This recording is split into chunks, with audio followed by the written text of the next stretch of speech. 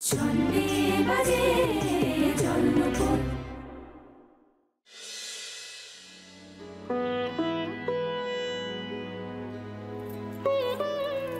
হাতটা দাও। ও মা, কি সুন্দর দেখতে লাগছে আমার দিকে। মনে মনে কত কত কল্পনা করেছিলাম আমার বেশ সময় এমনি চেহারা ছিল, এমনি সুন্দর দেখতে ছিল, কোনদিন দেখিনি তো। জানো তো দি, ঠাকুর আমার মনে কথা শুনেছে, তাই আমার স্বাদ পূরণ করে দিয়েছে। হ্যাঁ, মরণকালে হরিনাম। সময়ের দাম তো সময়ে পেলাম না, এখন তো অসময়। আমার জীবনে আর কি বাকি আছে বলতো ছুটকি? এখন তো চিতায় ওঠার সময় হয়েছে। সোনা জেঠি, এবার কিন্তু খুব বকবো তোমাকে। হ্যাঁ, কাল অব্দি যা বলেছো বলেছো, আজ তুমি এই ধরনের কোনো কথা বলতে পারবে না। হ্যাঁ, অসময়ের দান বলেই যে তার কোনো দাম নেই তা তো হতে পারে না সোনা জেঠি। হয়তো এইটাই তোমার জীবনের সঠিক সময় ছিল। এই নিয়ে মন খারাপ করো না। যতদিন জীবন থাকে ততদিনই মানুষের জীবনে চাওয়া পাওয়া থাকে। তুমি না হয় দামটা একটু দেরিতেই পেলে, তা বলে তুমি সেটাকে হেলাফেলা করবে সোনা জেঠি? আমার তো মনে হচ্ছে এটা লোক হাসানো হচ্ছে।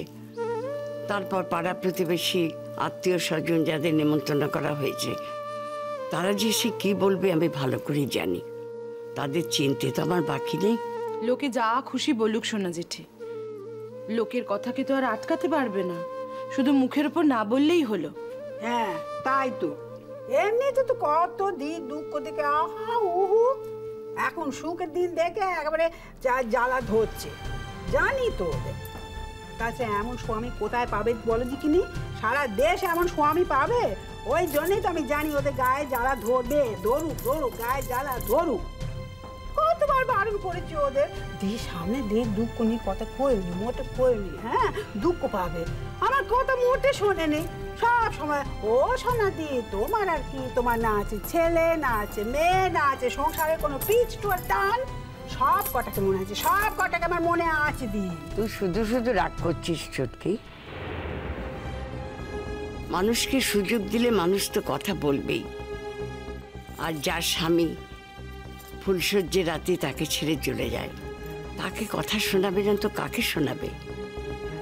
তবু আমার ভাগ্য ভালো যে আমার শ্বশুর বাড়ি ভালো, সেখানকার লোকজন আমাকে খুবই ভালোবাসে, তাই কেউ আমাকে হেনস্থা করেনি। ইস, হেনস্থা করবে বলেই করতে পারতো নাকি? শোনো সোনা জেঠি, প্রত্যেকের বাড়িতেই কোনো না কোনো সমস্যা আছে, বুঝলে? কেউ যদি হেনস্থা করতে আসতো তাকে শুনিয়ে দিতাম দু চার কথা।